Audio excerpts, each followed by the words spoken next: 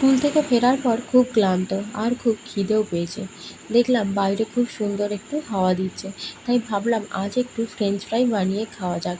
French fry অল্প সময়ে একটি মুখরোচক খাবার, সেই জন্য আমি দুটি মাঝারি সাইজের আলু নিয়েছি।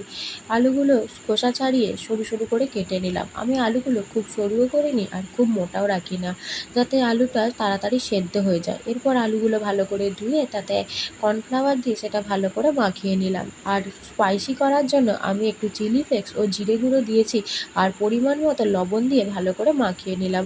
এরপর তেল গরম হয়ে আসার পরে আমি আলুগুলো তাতে একটা একটা করে ছেড়ে দিলাম, আর লো ফ্লেমে আমি আলুগুলোকে ভালো করে সেদ্ধ করার জন্য কিছুটা সময় রেখে দিয়েছিলাম। তারপর গ্যাসের আঁচ বাড়িয়ে দিয়েছিলাম আলুগুলোকে মচমচে করার জন্য। আলুগুলো তুলে নেওয়ার পর সেটা আমি টিস্যু পেপার দিয়ে ভালো করে ছেঁকে নেব। এরপর আমার ফ্রেঞ্চ ফ্রাই রেডি। এই খেয়ে দেখলাম খুব সুন্দর।